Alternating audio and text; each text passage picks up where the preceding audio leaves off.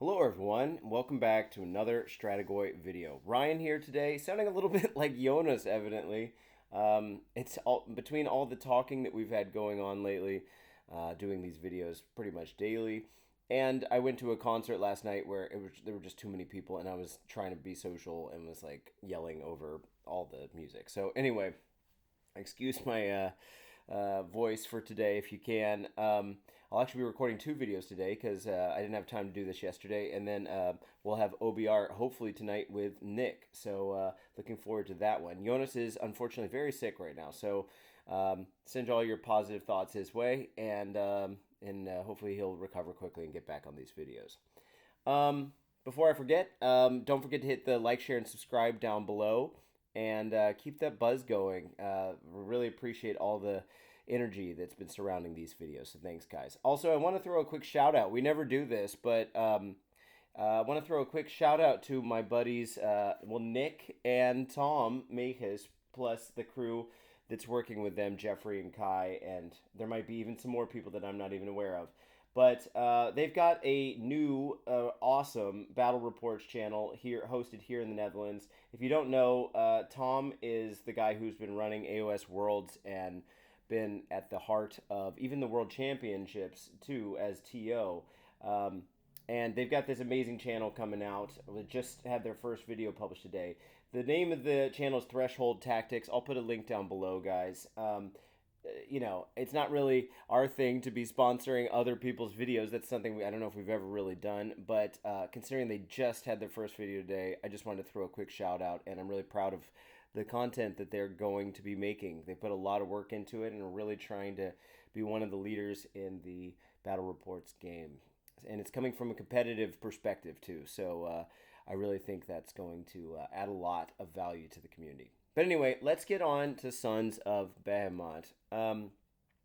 Okay, so I'm going to throw a disclaimer out here. This is a weird army for me, even as someone who can talk about a number of armies that I don't play because, well, I play against them a lot. And as you guys have probably heard me say a million times, I like collecting all the battle tomes, but I also like being on top of all the rules. Sons is one of those weird armies where I've kind of like, I guess you could say, ignored them for a while because they were present in the meta kind of right when I got in to playing competitively, and then they disappeared real quick once everyone solved what we call the DPS check. For those of you that don't know, that's damage per second. It doesn't make any real sense as a term in AOS because we're not really measuring by second. But what they really mean is can you do enough damage to these guys to actually bring them down? Otherwise, it ends up feeling kind of futile. Because they're walking around as like sometimes just like 3-4 models, I guess 4, on the battlefield. And that's just a totally different vibe than we usually have in AOS. I think in 40k that would be something like the Imperial Knights, the big kind of mechs that they've got going, and the Chaos version too. But anyway, the DPS check was kind of like the thing that needed to be solved back then, and people solved it. And then they kind of disappeared. And then there was the Galician Veterans season, and it just, time after time, it seemed like Gargants were just not getting to interact with the game much. But then they came out with the Dawnbringer Crusades, Brodd, King Brodd Stomp, and it had some broken things in it at the beginning, and then like it evolved, and now a ton of people bringing it to Worlds, and it's definitely a strong build. It's just this weird, hard to explain kind of what exactly is it with Gargants. It's kind of one of those another rock paper scissors kind of army, it seems, where you either can solve it or you can't. And I just haven't had to go up against it too much. Last time I went up against it was actually against a King Brodd Stomp, and that I actually found that totally fine. But it could have just been dependent that it was kind of new at the time too. So for what it's worth, I'm just gonna go ahead and say that I'm not the biggest expert in Suns. I mean, I've done the full analysis of the stuff we're going to see today. So if anyone's a Suns expert out there wants to comment below and add their 2 cents, feel free. And then also, I'm not going to be including the King Broad Stomp stuff in my evaluation because for some reason I couldn't get as easy access to it on Wahapedia. Not that I don't like using Wahapedia. I know everyone says that, but it's just my personal preference. Um, and also the app locks those Dawnbringer books better, like faction rules and stuff behind a paywall, and I just didn't want to buy the Dawnbringer books. So we'll just be talking about the regular rules. Plus, to be fair here, the Sun's King Brodd Stomp rules are evidently going to be eligible still in as they are, or something like as they are in fourth edition. They've said that the armies of renown and regiments of renown, if I'm not mistaken, they said this, are not going away. Maybe they'll get updated, but in any case, that means it still exists, and these changes don't apply as directly to them as you might think. So we'll talk about that later as it becomes available if we need to. Okay? So there's all the preliminaries. All right, let's scroll down here. So we got the Gargants, and then we got our battle traits. A full page, but if you're, keen-eyed here, this is really just moving one ability from pretty much every Gargant's War Scroll over, and then which is the Timber rule, and then we're basically taking some combination of the existent Mega Gargant Monstrous Rampages from the 3rd edition book, plus kind of like an impact hits thing that is getting moved over to the Rampages, as you see here. Yeah, so let's talk about the Timber first. So the way this works is whenever one of your megas or your minis, I'm going to refer to them as minis, which is just going to be your normal Mancrusher Gargants. Whenever one of your megas or minis died, there was a rule on the War Scroll that said what has to play out. And basically, this is very similar to what it used to be. But let's read what the rule is here. Before removing the model from play, with a winner, and then you must do a roll-off. And then the winner picks a point on the battlefield within 3 damage of that model. Inflict D3 mortal damage on each unit, friendly and enemy, within 3 inches of that point that has a lower health characteristic than that model. Okay, so there's a little bit to unpack here. It's not super impactful, but let's unpack it anyway. So the big key thing that's easy to miss, I suppose, is that it has to have a lower health characteristic than the model. Now, if we scroll down to a Gargant, you'll see Brodd has 40 health, as he always has, and Gatebreaker and the rest of the normal big guys have 35, the megas. And then when we look at the mini, he's got 12, which is also what he used to have. So these are the 3 numbers we're trying to keep in mind here. So this is kind of interesting because what that means is if King Brodd dies, because he's got a higher health characteristic than the other 2 types of Gargants, it means that he's going to be doing this damage if you don't have control over where it falls or you just positioned your models poorly. Now, before, he used to have the same rule that all the Mega Gargants had, which was you picked a point on the battlefield 5 inches from the slain model. Each unit within 3 inches of that point that is not a Mega Gargant suffers D3. So that's something that's changed. Technically, I guess King Brodd can inflict damage on the regular Mega Gargants. That's interesting. And the range of the point that you could pick is now closer to the model. It was 2 inches closer. It used to be 5. Okay, and so as far as other targets in the game are concerned that aren't Gargants, this is basically making you Gargant proof for your megas, the big ones, because they all have the same wounds characteristic. So that shouldn't be messing with anything. Now, if there is a command trait that gives you +5 wounds on your wounds characteristic, then you would end up triggering it on neighbors, but we haven't seen anything like that yet. Now, the normal Mancrushers, their version of this rule used to be a little bit different. That you picked a point within 3 inches, so that's exactly the same as what we see here. And then each unit within 2 inches of that point that's not a Gargant or a Mega Gargant. So it implicitly could never affect the big boys, and it can't now either. And it couldn't affect each other, which of course it still can't because they all have the same wounds characteristic or health characteristic. So this has changed a little bit. I don't even know if it was worth the time I just spent on talking about it, but it's something to consider. Now, the interesting thing about Gargants as well is that there are a lot of abilities that, had this been a normal War Scroll in 4th edition, probably would have made their way onto the battle traits page here, because the big guys, the megas, share a lot of the same rules. We'll come to that later, but interestingly, they didn't, because they took up a lot of space here trying to cover the Monstrous Rampages. So let's talk about there's 4 here, and 3 of them are in the combat phase and one's in the charge phase. So let's talk about the charge phase one first, the Gargant Charge.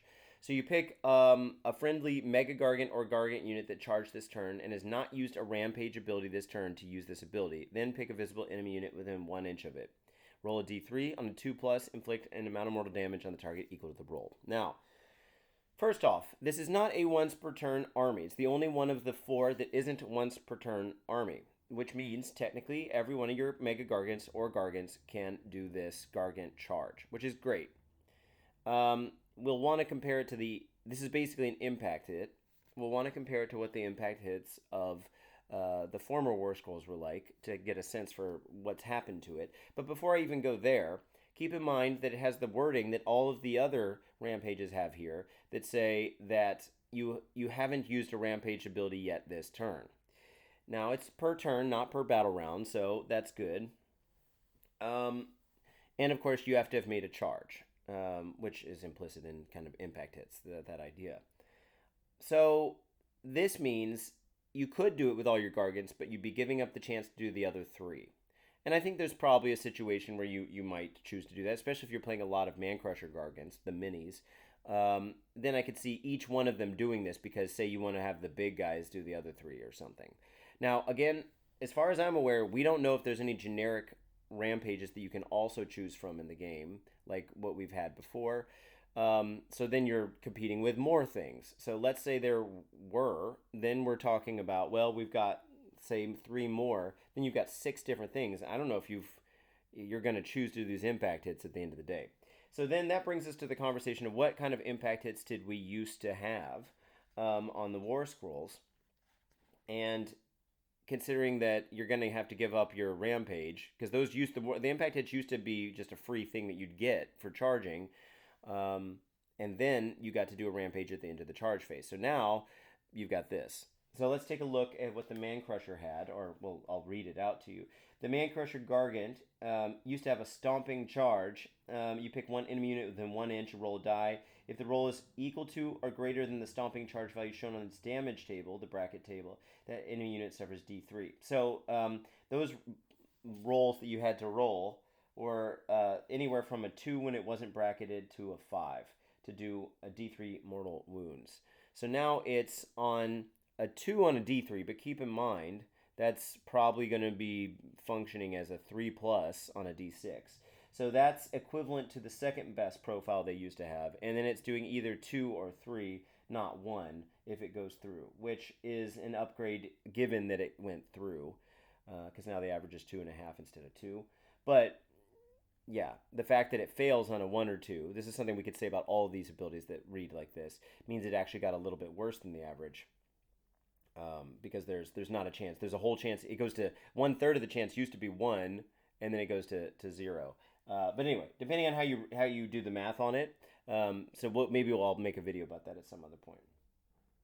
And especially once we know how the rule actually works. So anyway, this used to be something that just happened.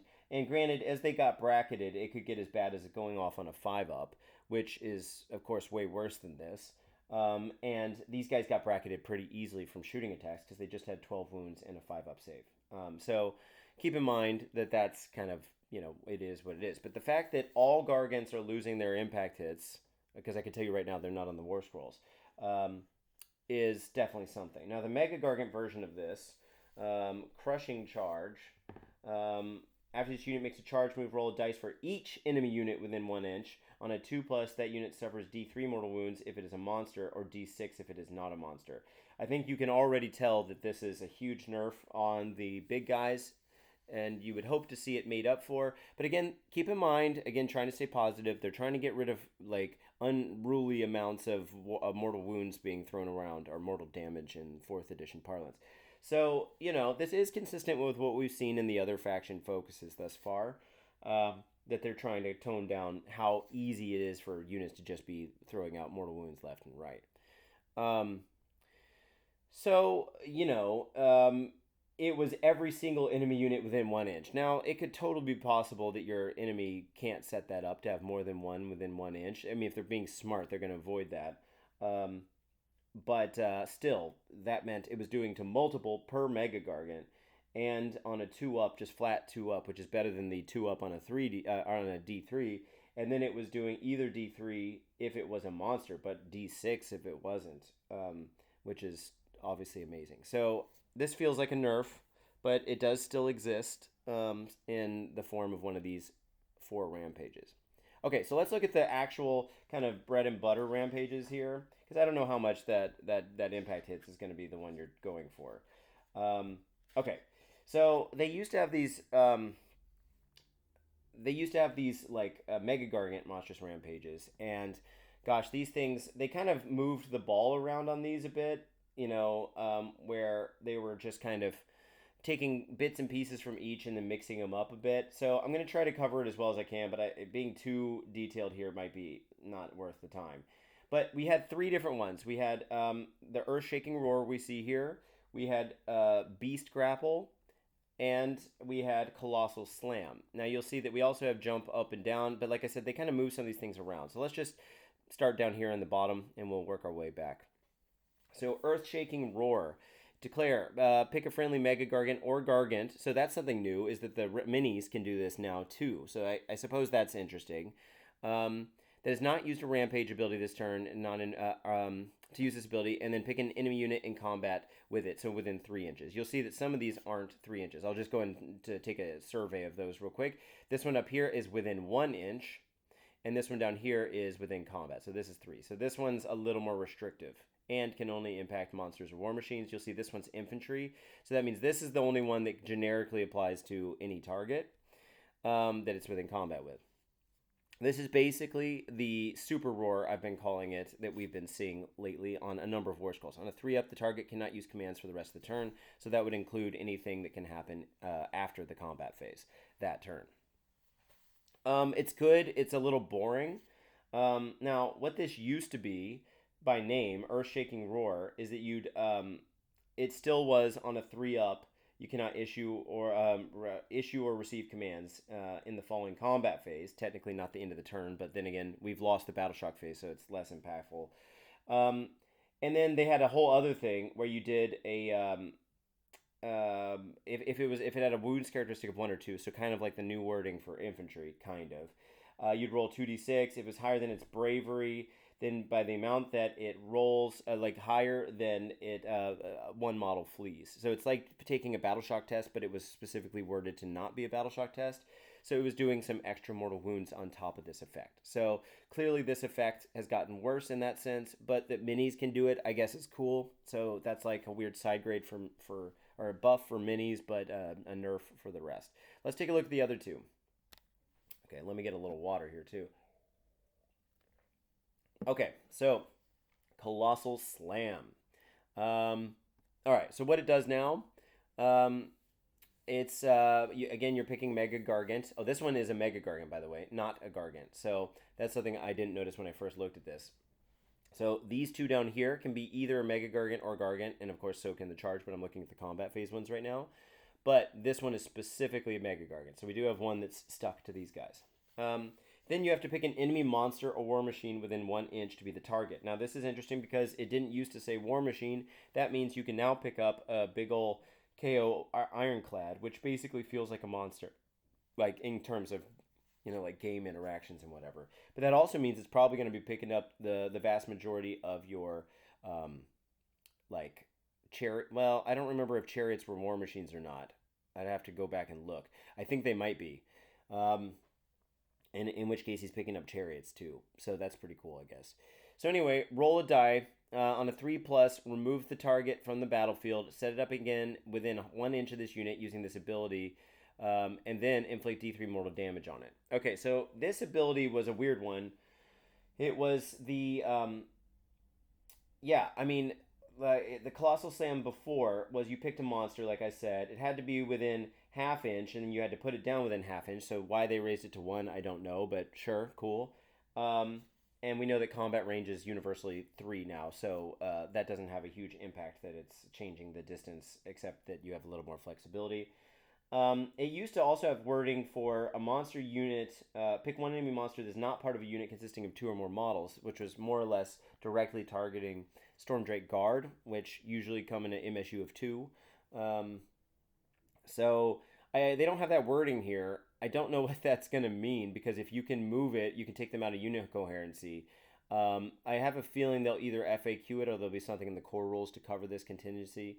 Um, I don't know. That's weird. But anyway, um, and then furthermore, you removed it. You set it up wholly again. They had this whole wording for open ground. I'm assuming that's not necessary here. They feel like it's not necessary, and it also suffered D3 mortal damage before. But then, in addition, subtract one from hit rolls for attacks.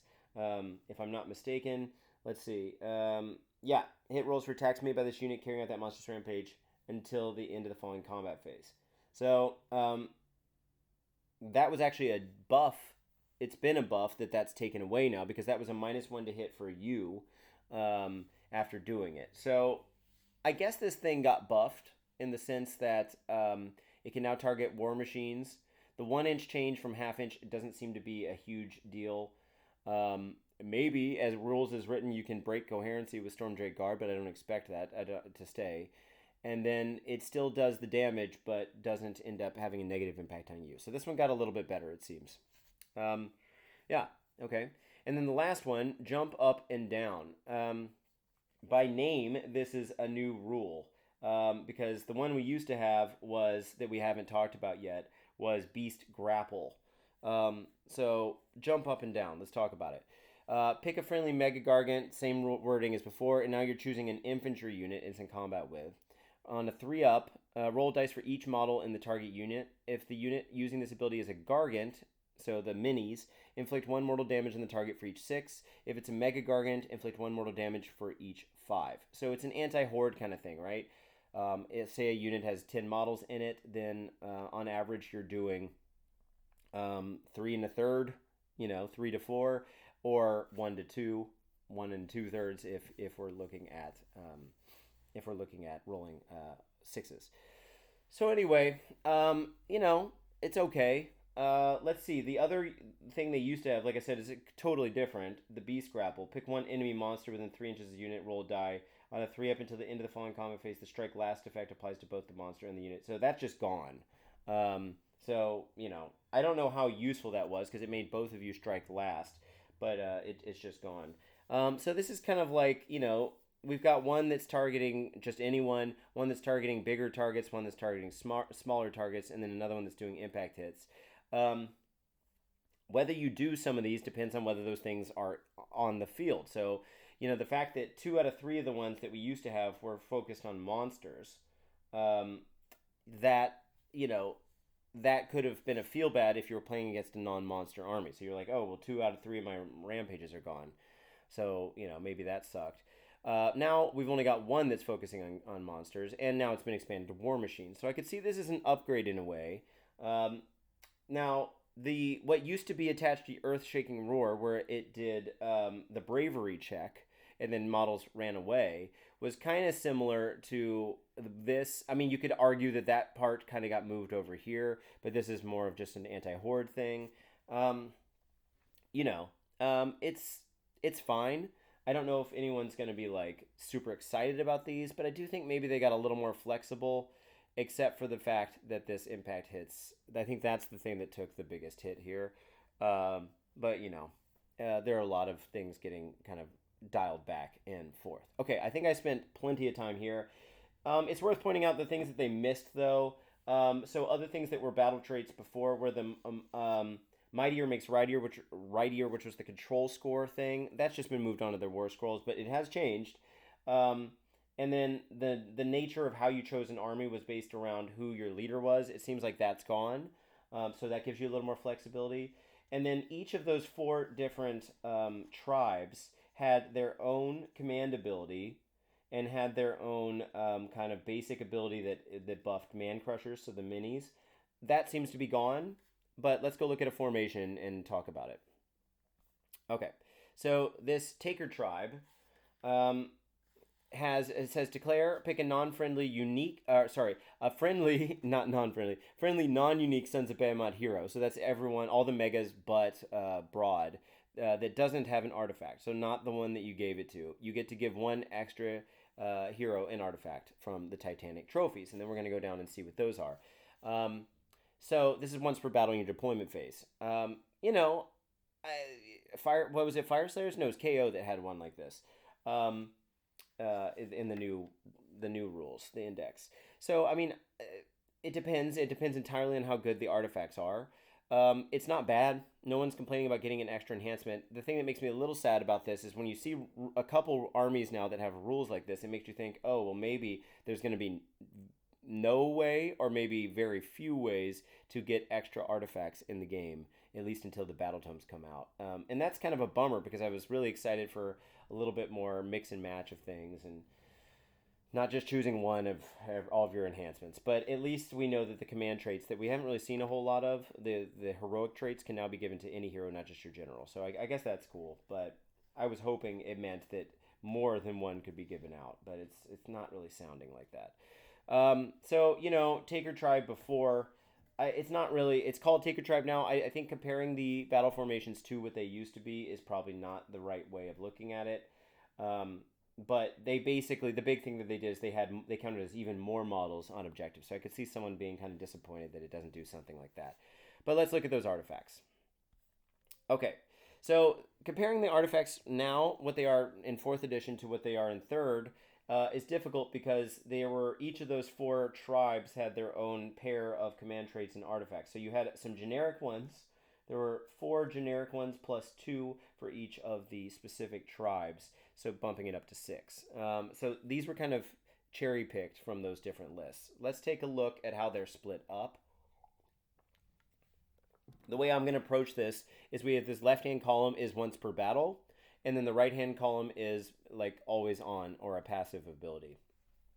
Okay, and I'm actually going to pick these up in different order than they've got them here because I like to do them in phase order. So that would be deployment phase, charge phase, and combat phase. So let's take a look. Glowy Lantern. Pick one manifestation lore available to your faction. This unit can use summon abilities from that manifestation lore as if it had Wizard 1. Now, this is kind of what it used to do. It was part of Taker Tribe before.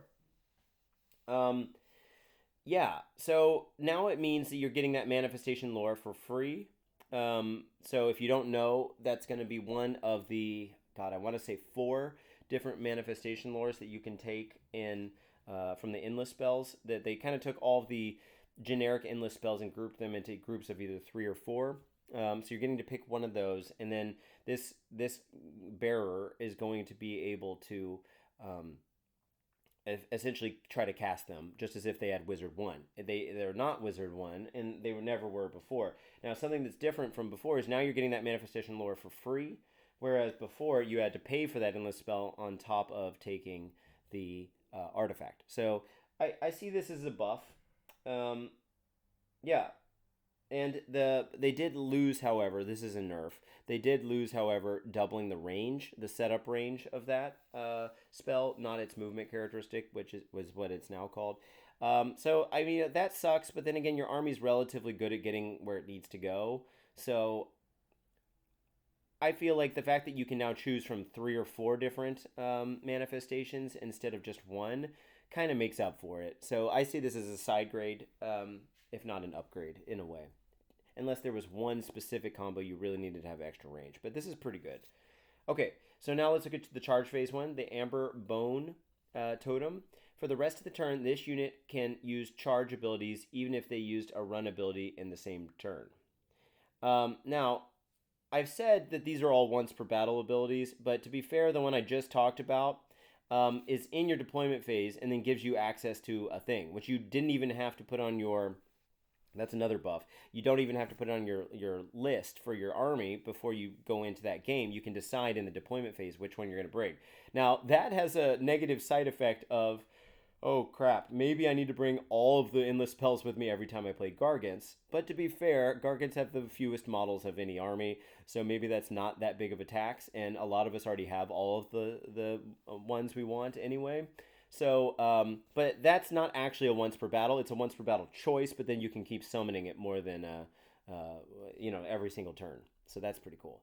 But let's go back to this. So once per battle, you're getting that this unit can use charge abilities even if it ran. Now, this got nerfed because it used to be just a static passive ability. I think a lot of players are going to feel like this is a feel bad because Gargants, you know, they want to put these big boys in combat, and getting to do it once per game is probably there. I could see a version of the world where you were, even when you could do it every single turn, you were only needing it maybe 2, 3 turns a game because you're just stuck in combat for so much of it.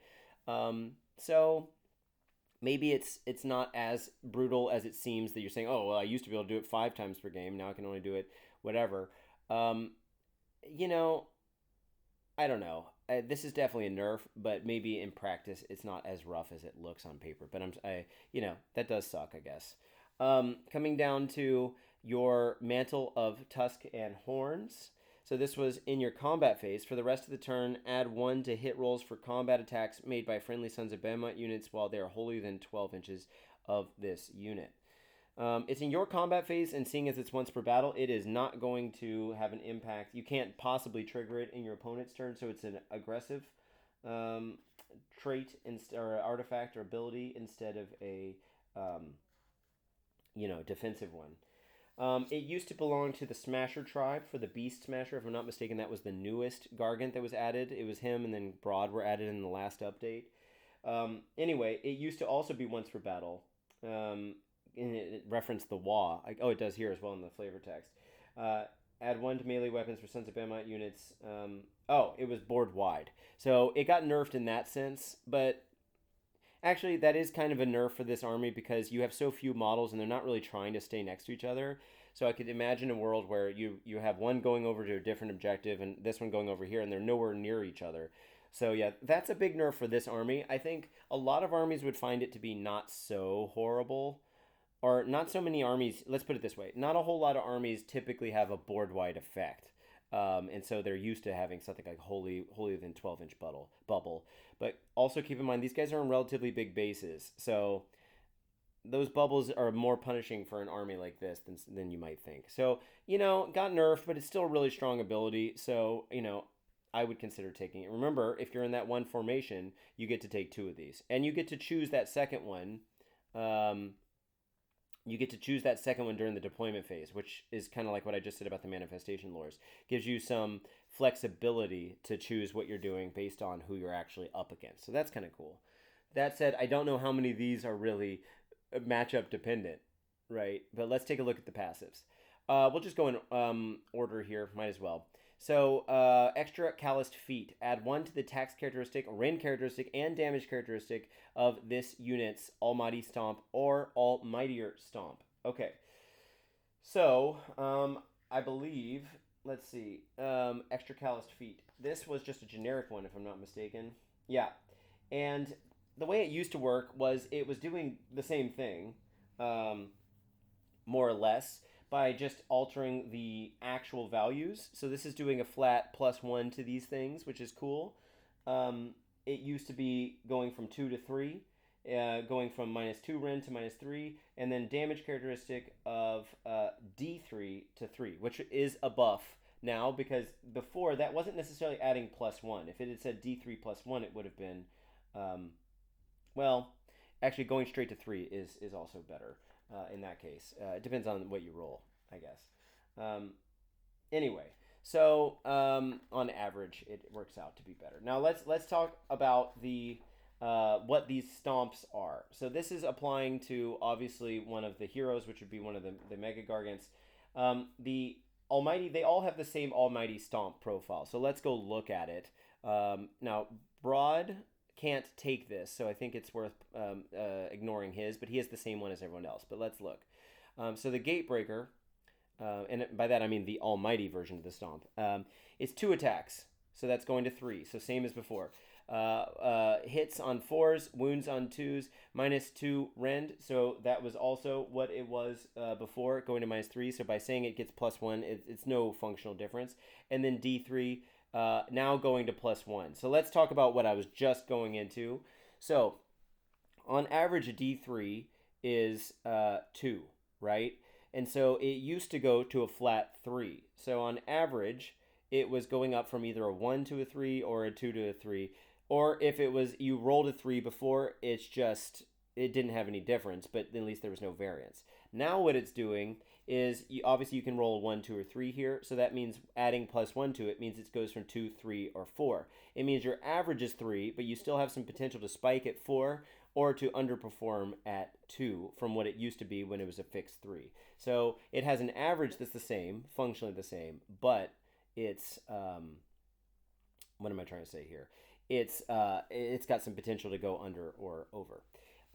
Also worth pointing out on these almighty stomps is they all gained the anti-infantry +1 rend, which means that by default this is on -3 against infantry, and then if you are using that ability or you have that artifact, then we're talking about -4, which is pretty insane. That's just for one guy, okay? And to be fair, this is not their main profile. The main profile in combat is always this one up top that's got the skull next to it because it gets bracketed. So I mean, it's cool that it exists like this, but I wouldn't get too excited about it. Now there was something else with this. Let me see if I got it right here. There was no. Oh yeah.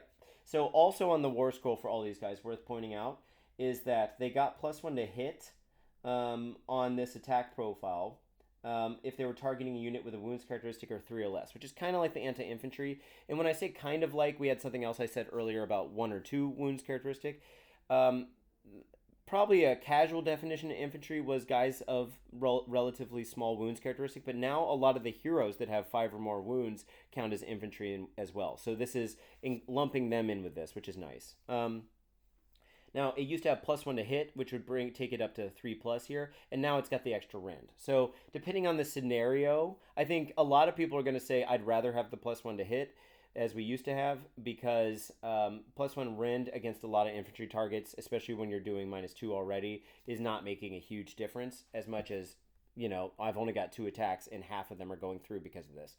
So I could see that being a thing that people would be feeling about this. The reason I'm skipping ahead to this is not only because the artifact's already talking about it, but because all of these war scrolls have the same almighty stomp, except for the War Stomper, who's got the almightier version. It's literally the same thing, excuse me, but has double the amount of attacks.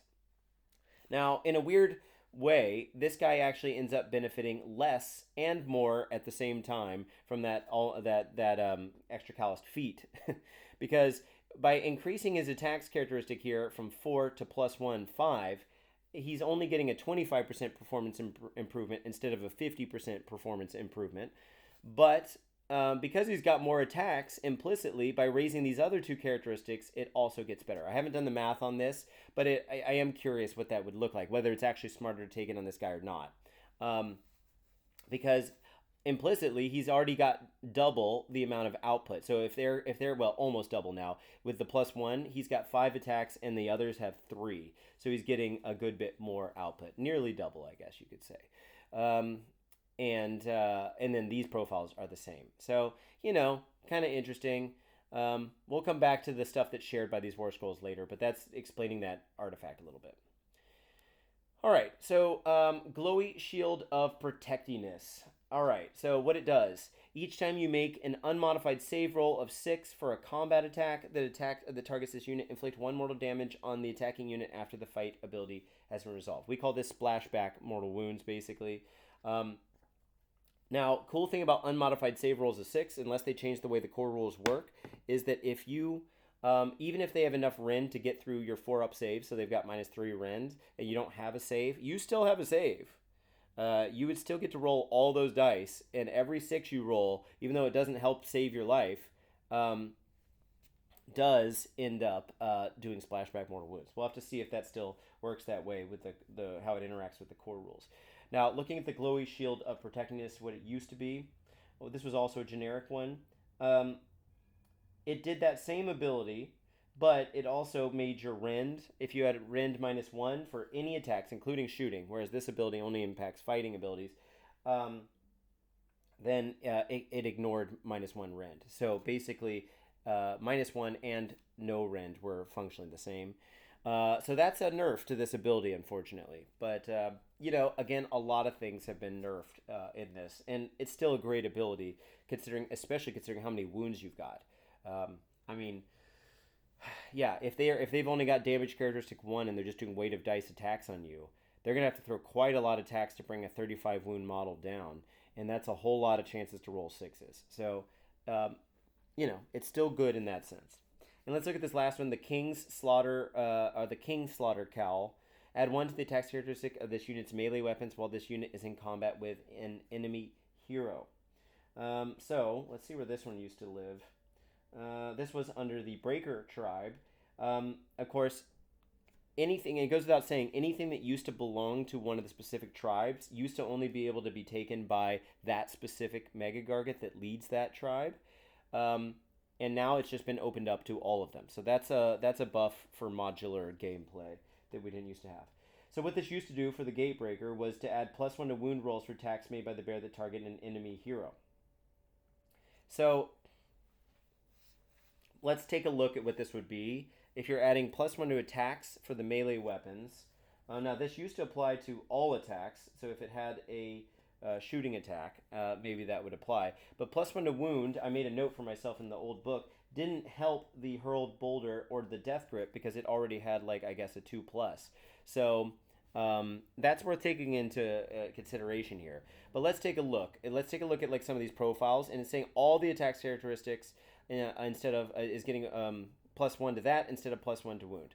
So if we go to like the Gatebreaker here, that means we're going from 6 to 7. So that's a 17% performance improvement. This is a 50% performance improvement, adding 1 to the attacks. And this is a 100% performance improvement because it's doubling the amount, adding +1 to attack if it's going against a hero. And keep in mind, this ability already has, the Death Grip already has an anti-hero ability there. So that's pretty sweet.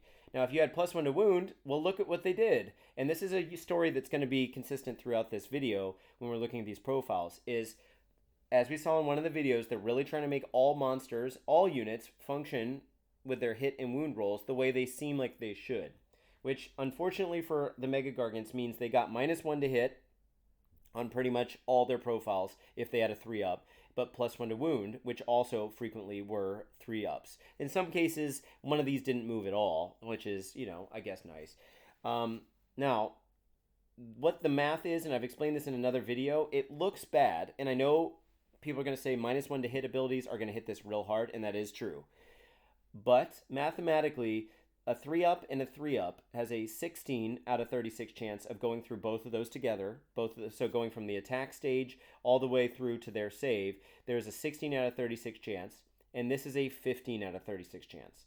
It's not that much worse. It is worse, but it's not that much worse on average. Now, again, what we're talking about with the -1 to hit, that has a huge impact on these guys. So I totally feel for you there. But, adding +1 to wound on this ability would have done functionally nothing unless they had a -1 to wound thing. And that's really the point I'm making here, is that in light of how they were already planning on changing the War Scrolls, adding +1 attack is definitely way better now. Especially for these two profiles down here that needed some boost to their output to get through. And remember, you can still all attack these guys to put this up to 3s. Of course, you can only do it to one guy, but, it is what it is. Now, so let's go back to the artifacts. What we've been seeing in a lot of the articles thus far is one example of maybe like a spell or something like that. We are seeing probably all of the artifacts that the Gargants have. So this is it. These are the 6. If you're not happy with them, that's, of course, unfortunate. I feel like they're pretty decent, especially if you get to choose 2 of these. But I don't know if they're changing the game, right? Like, these are all kind of situational. The manifestation lore is kind of a nice buff because then you're getting to put some stuff on the table. that's going to another unit that's got some attacks and abilities and stuff. If it's a moving endless spell, I mean, and you can keep putting it on the table. These other ones, though, this used to be passive. This used to be board wide, so those feel like nerfs. But they're strong abilities for what they do. This is situationally. I mean, it's not situational. You're always going to be fighting with that ability, but the ability is not your primary ability. If this was to your main attack, it would be huge. This, it got nerfed, but it's still good. And considering everyone's going to need to be in combat with you because you need to be in combat with them, hopefully this army is not just trying to jump around objectives and play cattily with stuff. They actually want to get in there and fight. So that's the hope. And so this is also pro fighting too. Anyway, it is what it is. I think this one's just kind of an auto option here because it's really nice to just know that your output's getting that much more buffed. It probably more impactful than what this is doing. This is decent for keeping your guy, making sure you're doing some extra damage when they do inevitably fight you. And then I like this one a lot. But I could see someone still arguing for the run and charge to get that off once per game just to ensure that you get that unit in there, especially if there's a battle tactic that's tied to it. Okay, I spent so much time talking about the basics because the war scrolls themselves are, it is kind of what they are. We'll talk about Brodd. We'll come back to him in a minute. Let's talk about the Gatebreaker because he's a better example of what a normal Gargant looks like.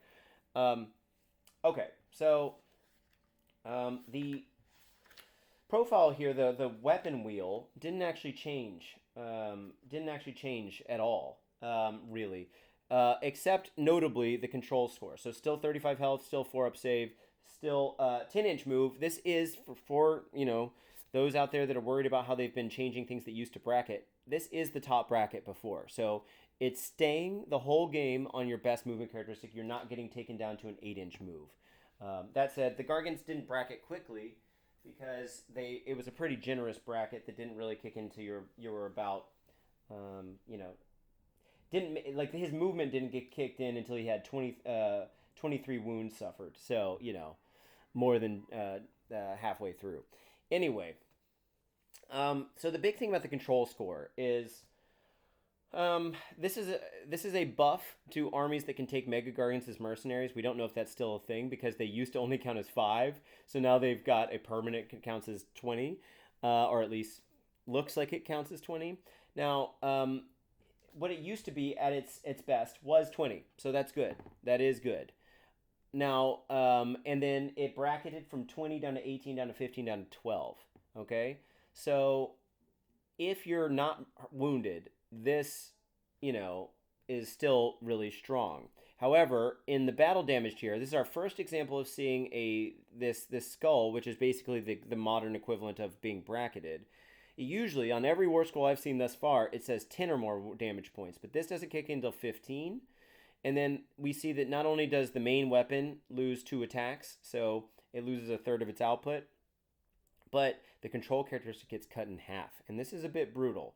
That said, 10 is still big, but considering your army is probably still only taking about 4 of these guys, that can be pretty rough, considering that's 2 less than the lowest bracket that they used to have.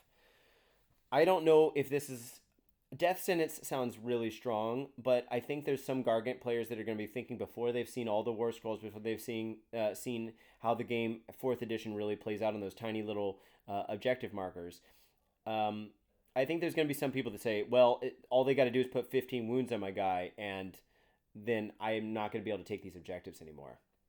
Whereas a Gargant used to just be able to stand on an objective and, just wait till it died and still had it for a long time. And that's kind of what we mean by the DPS check, too, is that killing it on time to be able to actually score points. That's definitely not going to be as hard now, because once you put those first 15 wounds on it, it might not be healing anytime soon.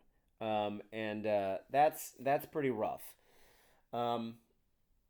Before, to get down to its lowest bracket, that it was anything similar, 12 counts as 12 bodies on an objective, was 30 or more wounds. So you have to do half as much work to make it go even lower.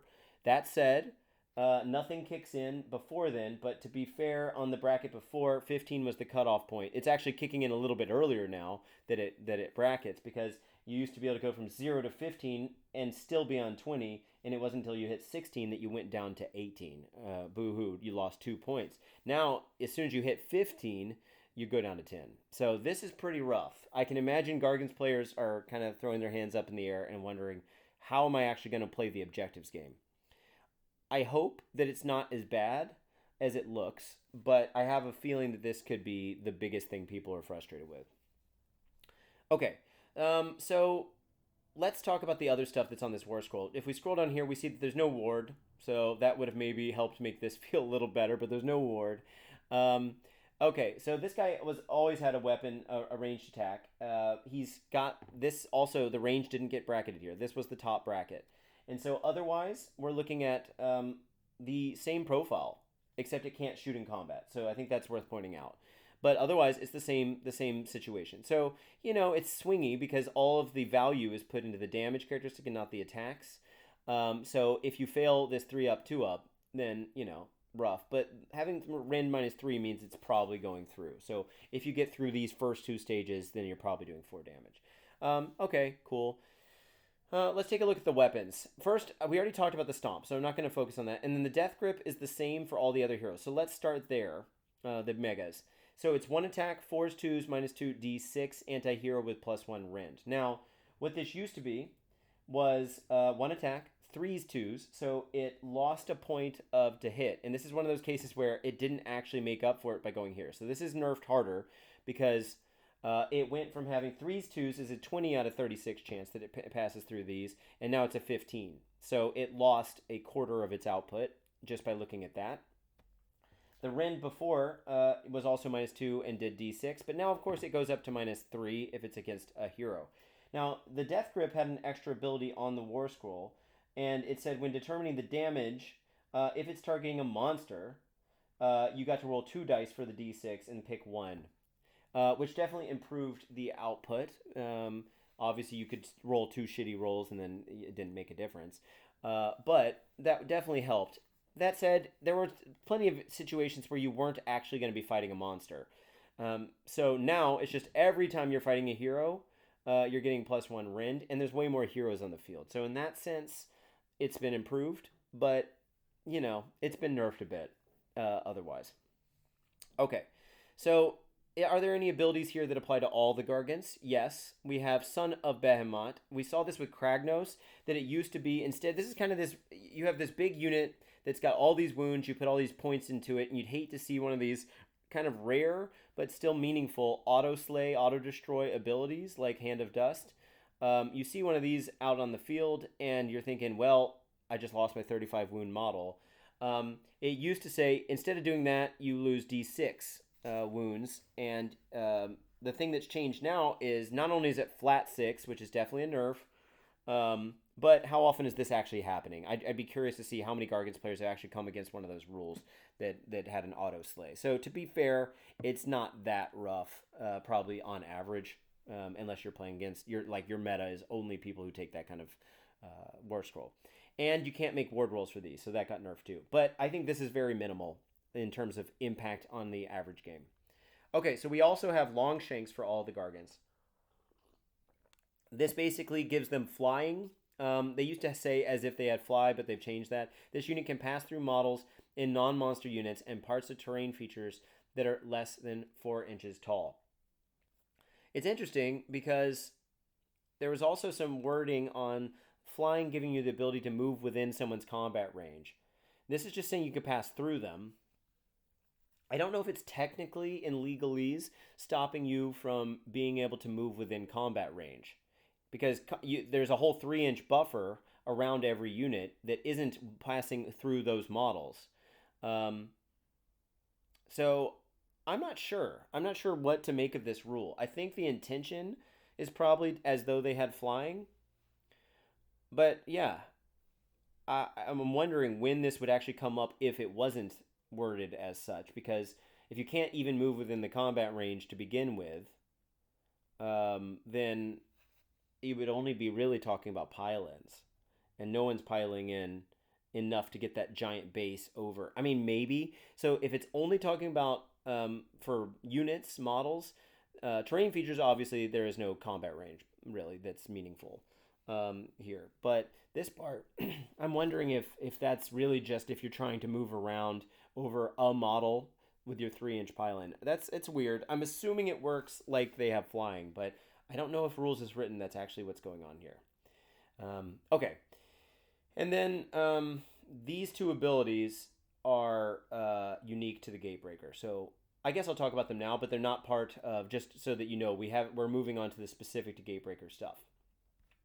Okay, so we've got an any combat phase, pulverizing strike. Pick an enemy unit in combat. So this is not a rampage. You might be tempted to think it's a rampage, but you look down here, it's core, attack, and fight. Now, you might say, well, can I fight and do this normally? And the answer is no, because we know that the rule of one says if you have a core ability in a given phase, a unit can only do one of those types of abilities. So this is instead of fighting, which is exactly how it used to work. You make a pylon move, and then you roll a die. On a 4+, you do Merciless Blizzard, basically, but there's no splashback mortal wounds. Really cool swingy ability for like late game, especially like I've got to clear this unit and I'm not going to be able to do it reliably with what my damage profile says. So let's just roll a die and see what happens, because otherwise I lose anyway. Like a Hail Mary. I'm pretty sure this is exactly what it used to do. I'm double checking the rule right now. Yeah, I don't think it changed. So anyway, that's cool. It's flavorful and swingy and risky, and that feels very Garganty. So I like that. And then okay, once per turn, army any combat phase. So you're not stacking this with any other gate breakers that are using this ability. So you pick a terrain feature within 3 inches of this unit to be the target. Now, okay, so the wording that we used to see in legalese on these text box here, if it started with an if statement and then it had a then, a lot of times people were like, well, does the second ability happen if the first one doesn't go off or doesn't qualify? And before, it often meant that the answer was no, you needed to meet the first thing. But from what I can tell in 4th edition parlance, these are two separate concepts, because you're picking a terrain feature, and if it meant that it was supposed to be just its faction terrain feature, then they would have just put it here, because if this shut down otherwise. So first off, if it's a faction terrain feature, it can do mortal wounds to it. It also makes sense that it would only apply to faction terrain, because normal terrain, they've already told us, does not have. There's no way to destroy it. It's permanently on the battlefield. There's no wounds characteristic or health characteristic for that. But anyway, you're doing on average 5 mortal damage to it, and then roll a d3 for each non-monster unit, friendly and enemy, within 3 inches of the target, so as in the terrain piece. So that would be even a normal terrain piece. On a 2-up, inflict amount of mortal damage equal to that roll. So what this used to do, he had the smash down ability as well that had 2 different parts. It was adding 1 to the damage characteristic of the main weapon, the Fort Crusher Flail, for attacks that target an enemy unit in cover or garrisoning a terrain feature. So that's gone. But you'll see up here that it actually got extra rend against faction terrain, which is kind of flavorful. But I don't know how often that's really going to be playing a role. And then in addition, if you carry out the Smash to Rubble, Monstrous Rampage, before, then roll a dice for each enemy unit with 3 inches of the terrain feature picked, and for each unit garrisoning it. On a 2-up, that unit suffers D3 mortal wounds. So it's no longer attached to, it's basically moved around. It's not attached to the Smash to Rubble anymore. It's kind of its unique own thing, so it's not eating your Rampage to be able to do this. You're doing damage to faction terrain no matter what. And then now it's limited to non-monsters. But to each non-monster friendly and enemy unit. Now, that's interesting because I don't think we have any non-monster units that are friendly. But of course, this is referencing some amount of taking Regiment of Renown or some kind of allies or coalition. We'll have to see what that means. But that's kind of interesting that the friendly is worded in here within 3 inches of the target. And then doing on a 2-up D3. So, kind of is changed around a bit. I'm okay with it, but I don't know if it's all that exciting.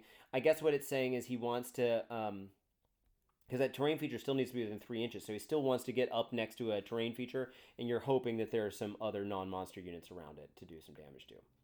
Okay, so those are all his unique rules, and then we can just look at the one weapon profile here. So this is doing 6 attacks, 4s, 2s, -2, 4, and then -3 against faction terrain.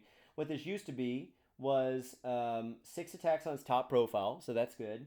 4s, 3s, so he didn't get a -1 to hit here, got a +1 to wound, just flat out +1 to wound. Was -3 flat, so that's been nerfed. It's only -3 gets faction terrain, and how often are you doing that? And then does 4 damage. But by getting +1 to wound, it goes up a good bit. So I would rather have that +1 to wound than the extra rend in more scenarios than not. It's a great attack. Considering the other two have changed a little bit, gotten a tad bit nerfed at least. You know, I feel like this is making up for it probably enough, but I think the big things people are going to be frustrated with are the control score situation. Oh, and by the way, this goes down to 4 attacks. Whereas before, let's see, to go down to 4 attacks, that was your second lowest bracket. You'd have to have taken 23 wounds or more to get to that level or lower, and now it's only 15. So in that sense, it's less forgiving. Yeah, I feel like they could have made this 20 easily and it still be fair. Maybe even 25. But yeah, considering you've only got like 4 of these guys on the field. But anyway, that's what a normal guy looks like. We have another normal guy, the War Stomper. Let's take a look at him. A lot of the stuff I just said is going to overlap here. Everything I said about getting bracketed is basically the same. This is losing 25% of his output. Let's see. Son of Behemat is the auto-slay rule. Longshanks is the questionably needing an FAQ rule. He's got 2 unique abilities here. He's got the same Stomp, except it's the Almightier version, so it's +2 attacks. It's double the output, and the same Death Grip, same wheel. So let's take a look at the unique abilities for the War Stomper. If all of the attacks made with this unit's Titanic Boulder Club target the same enemy unit, for every 5 models in the target unit, add 2 to its attack's characteristic for the rest of the phase. And I think we need to break this down a bit. Spoiler alert, it's basically a nerf from what it used to be. And you'll look at the Titanic Boulder Club here. It's 4 attacks, 4s, 2s, -2, 2. And you might say, wow, this is really not impressive. And it is and +1 rend against, so it's -3 against infantry, which is obviously what he's trying to go into. If we compare that, 4 attacks, 2 damage. What we had here was 6 attacks, 4 damage. So 50% increase here and 100% increase here with the same stuff in the middle. So not looking good. Now you say, well, I get 2 extra attacks every time that if I'm putting all of the attacks from that one weapon into a unit that has 5 models or more. And for every 5 models it has, I'm adding 2. So let's say you're against a normal unit of 10, then you're getting +4 attacks. So we're going to 8 attacks at 2 damage. Okay? That's still the equivalent because we basically doubled this side.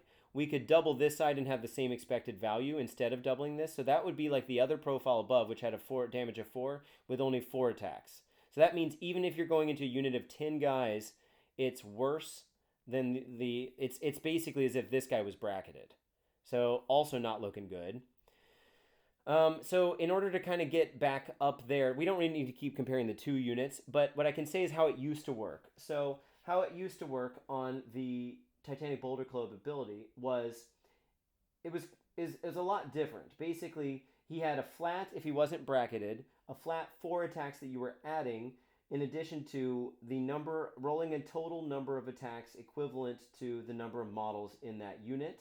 And if it was a monster, you got to add 4 to the total, which meant if you weren't bracketed, you were doing 8 against a monster, and then up to 10.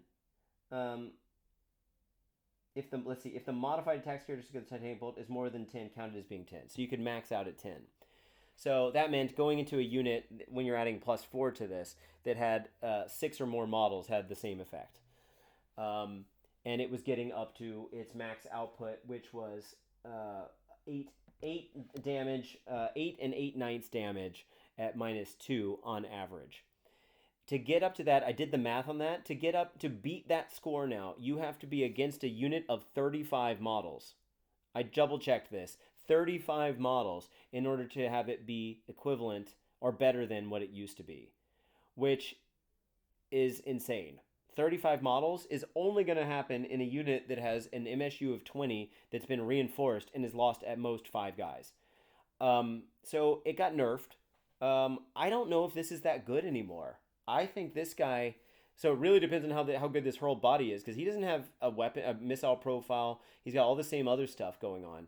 Maybe I'm missing something here, but this is not as good as it looks. Now you do have good rend, -3. But again, against infantry, I don't know how often you're needing that unless they're like elite, and then they're not going to have the bodies, so you're not getting the attacks. And this attack profile is not worth paying Gargant prices for if he's not getting extra attacks. Like, let's say you're up against a unit of Vanguard that's only 3 models. You're not getting extra attacks. This guy is not doing much against them. That's pretty rough. He does have the better stomp, so he's getting some of his output there, but I don't know if it's making up for it. And then the hurled body. Pick an enemy unit in combat to be the target. Roll a die. If the roll is at least double that target's health characteristic, so if it's got 1, then you need to roll a 2 up. If it's got 2, you need to roll a 4 up. And if it's got 3, you need to roll a 6 up. Pick one model, one model in that unit is slain, and you can pick a visible enemy unit within 12 inches of this unit. Inflict an amount of mortal damage on that unit equal to the target's health characteristic. So let's talk about what this used to do. It was after you made a pylon move, so that this would also be roughly around that time. Actually, this would be before you did that, because we know you have to use combat phase abilities before any fight abilities are declared. Pick one enemy model within 3 inch. Add the hurled. He had a modifier, and if the roll is at least double the wounds characteristic is slain. The positive modifier, if you were not bracketed, was +2, which meant it was possible to kill a model of wounds characteristic 4 by rolling a 6. Now, that's 1 in 6 chance, and only if you're on your top bracket. But the +2 also made it a lot more likely that this would go off and actually kill that model. Now, let's see. Before, you were picking the enemy model itself. Now you're just picking the unit, and because one model is slain, you're not getting to choose that. That's your opponent getting to choose it. So that got nerfed, so you're not picking out the champion or the standard bearer or whatever. That said, the champion, standard bearer, musician have much less more impactful things now, especially for units that had unique ones before, like interesting, like special rules. It's a lot less interesting now. So I don't know if that's as big of a nerf as it sounds. But you could also pull someone out for coherency purposes, and that was definitely brutal. The follow-up ability used to be only on a 4-up that he would do the amount of wounds against the damage. So now, basically what you've traded is the chance of it going off is a lot worse, but the chance, if it goes off, then you're getting the second effect automatically. So as long as there's an enemy unit within 12 inches to throw it at. I suppose you can throw it at the same unit, so implicitly there should be. I'm assuming that's what's going on there. Now, this is a good time to mention, since I'm basically done with this War Scroll, something else that we lost. We lost for all of the big guys. We lost the Terror rule, which turned off Inspiring Presence, so that's not really a big deal. And then for the minis, we lost an ability that was kind of like this as well, where you could pick a model. That's basically gone. But again, the main reason you'd want that now is for coherency's sake. And coherency is with the half-inch range situation right now. I think there's a good chance that someone, depends on which model you pull out of the unit, maybe it's still possible. But with them being so tightly knit already, I have a feeling they're still going to be able to maintain that decently. But maybe not. Maybe I don't have a good sense for that. Maybe it's just as brutal as before. And not being able to pick the model really sucks. I don't think I missed anything else because I already covered the impact hits elsewhere. Okay, so that's looking at the regular Mega Gargants. Let's go up to King Brodd. I can already tell you right now that these two are exactly the same as before. He's also got the Sons of Behemat and Longshanks. This also brackets at 15 and goes down a control score of 10.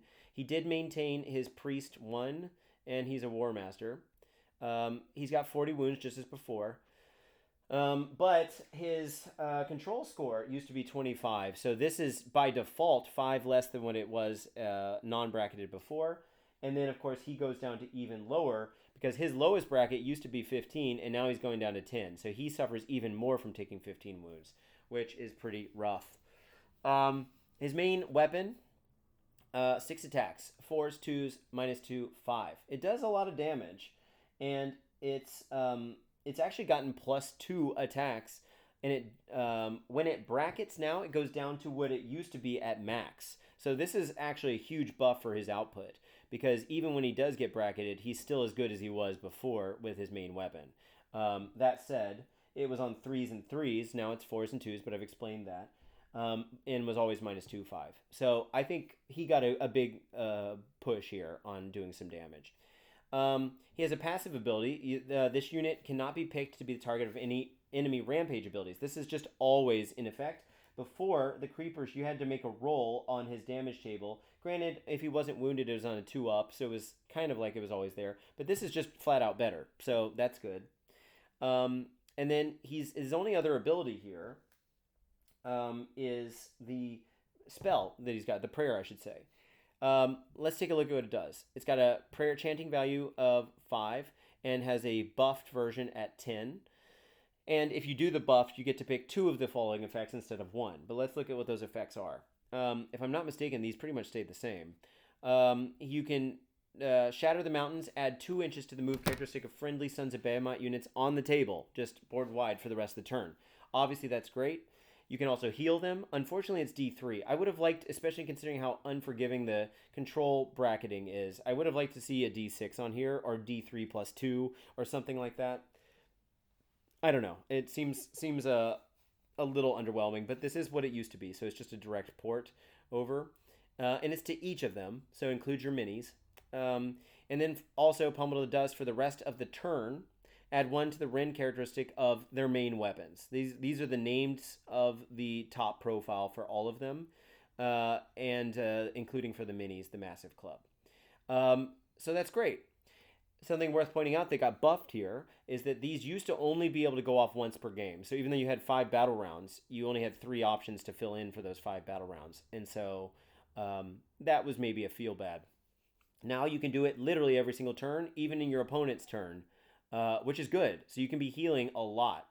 The problem is it goes off on a 5. And he used to have a buff. If he'd killed a monster, he got +1 to chant, and it was already on a 3. So there's going to be a lot of turns where you try this, and then you just collect ritual points, right? And then it's more likely that it goes off next turn. So, or that you save up to do 10s where you can pick 2 of these bad boys.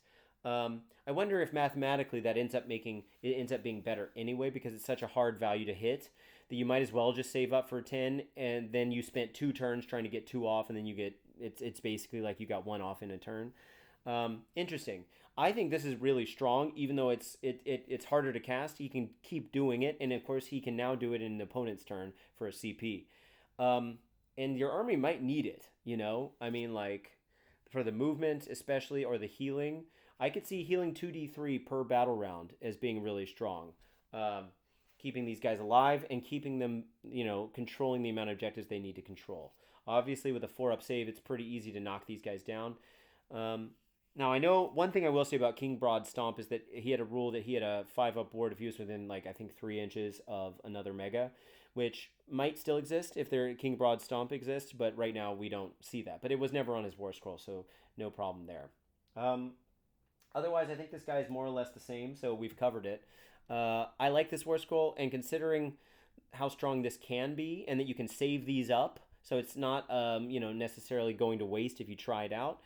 I think he might be adding a lot of value to this army, but his control score did get hit pretty hard. But 40 health is nothing to sneeze at, of course.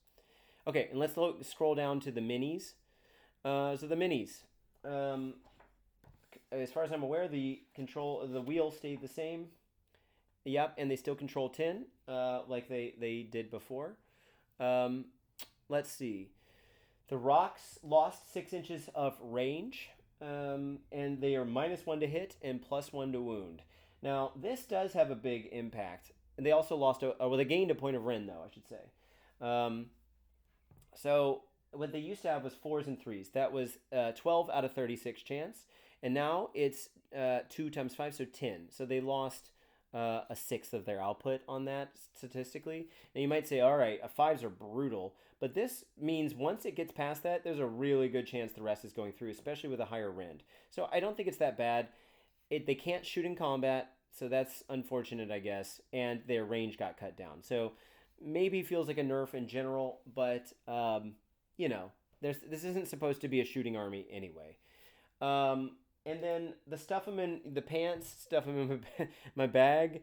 Um, this is again picking an enemy unit, and then you have to roll double the health characteristic, just like we just saw, except um, there's nothing else there. You're not throwing it.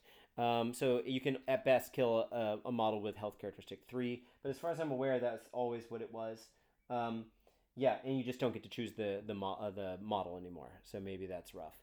The passive, while they're wholly within 12 inches of a friendly Mega Gargant, it can run and charge. This was 15-inch before, so it lost 3 inches of range. So maybe yikes. And then looking at the profiles here, Massive Club, 4 attacks, 4s, 2s, -1/2. This had the same thing happen where it got monstrified, -1 to hit, +1 to wound. And the rest stayed the same. But the 4 attacks was its top bracket. These guys used to bracket, and now they don't bracket at all. So that's a buff in a sense, because it was real easy with a 5-up save to start bracketing these guys. The headbutt is got +1 to wound. It didn't get any worse on to hit, but it lost a point of rend. But it kept its 4 damage. It doesn't bracket anymore. So I see this as a buff. I know that might see, because we got a +1 to wound, we lost a point of rend. This stays fixed. I see this as a buff for sure.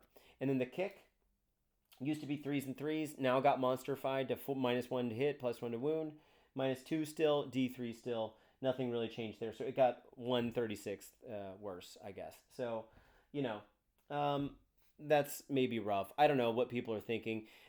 In the 3rd edition version of the book, they really tried to emphasize that the factions want to have some amount of Mancrushers there, because that's where all the abilities kind of focused. The command ability that you got, and the kind of static ability.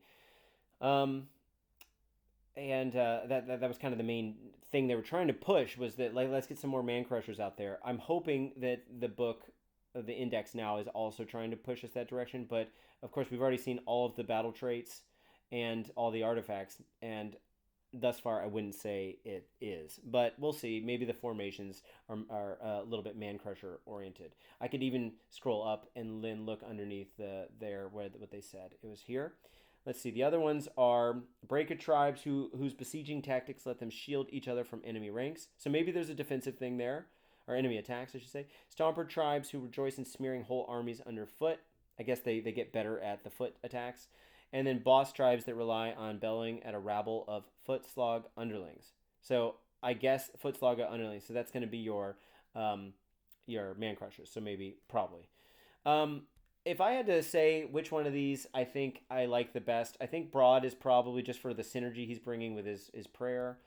The Gatebreaker looks decent, for sure. Although I don't know how much of this fighting against terrain you're really going to be bringing in, but at least his profile seems pretty strong. The War Stompa is underwhelming for me, but maybe there's something I'm missing here. But I just don't know how many we're going to, because consider we're not triple reinforcing, or tripling up the size of units, I should say, like we used to. God, every 5 models. I get why they picked 5 as a nice round number, but 3 would have been better. Or if they had a different cutoff here and just put a cap at 10 again, I think that would have been 5. People who are looking at this and getting kind of like, ooh, we can every 5 models, but I just don't think you're getting the numbers you think you are. And then the Mancrushers, maybe they're good. The fact that they're not bracketing anymore, I'm hoping that they have some good function in the army right now, outside of at least their formation, but we'll see. And then down here we had, as you might be aware, the Mancrusher box that came with 3 of these dudes is now the box for Spearhead. This is your Spearhead. And I guess they're kind of like a hero, and they can come back because they got reinforcements. The profiles are largely the same as what we just saw. So you basically just got 3 of these guys doing, and then they can each come back, I guess. So kind of interesting, but weak save. So, who knows how that interacts with Spearhead. But looks cool. This is the first time we've seen both this unit as a Spearhead War Scroll and the same unit above. I'm actually shocked they showed us so many War Scrolls here. I kind of figured that we'd see maybe King Brodd, the Mini, and then one of these guys, but we got 2. So What are you guys thinking? This is kind of my take on it as someone who doesn't play against these guys a lot. This went on way longer than I thought it would. Hopefully, you guys didn't find that too laborious going through. But it's a complicated army in a sense because so much of the information's on the war scrolls. So I hope you guys enjoyed it. I hope those Gargant players out there are feeling okay about this. But I understand if you guys feel like they kind of nerfed too much out of what makes your army even work. So let me know what you're thinking in the comments. Again, let's try to stay positive till we see the rest of the details. Gargants have sat in kind of a weird pocket of the meta for most of their existence anyway, just being so different than everything else. But, let us know what you're thinking, guys. And until next time, Ryan out.